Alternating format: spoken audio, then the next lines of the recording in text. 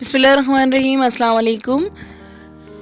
Winters शुरू हो चुके हैं और खांसी नज़ले की शिकायत हर किसी को है, तो आज हम आपके साथ शेयर करेंगे खांसी को भगाने का एक देसी नुस्खा।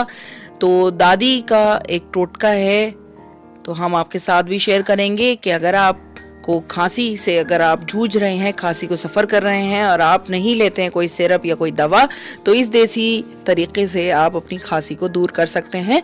तो सामने नाज़रीन आपका चूल्हा है, इस चूल्हे में गर्म राख है। जब आग बुझ जाती है उसमें हमें अमरूद को लेकर, एक नॉर्मल अमरूद को लेकर उसे हमें राख में, गर्म राख में रख देना है, यानी आपको तो हल्का सा इसे रोस्ट करना है।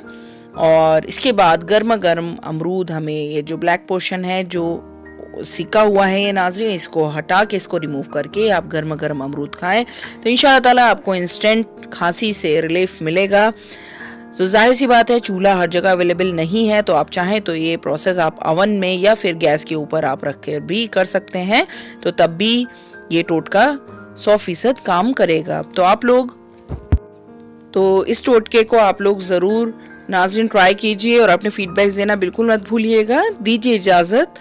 अगर आपको ये हमारे आज की वीडियो अच्छी लगी हो, लाइक शेयर सब्सक्राइब ज़रूर कीजिएगा।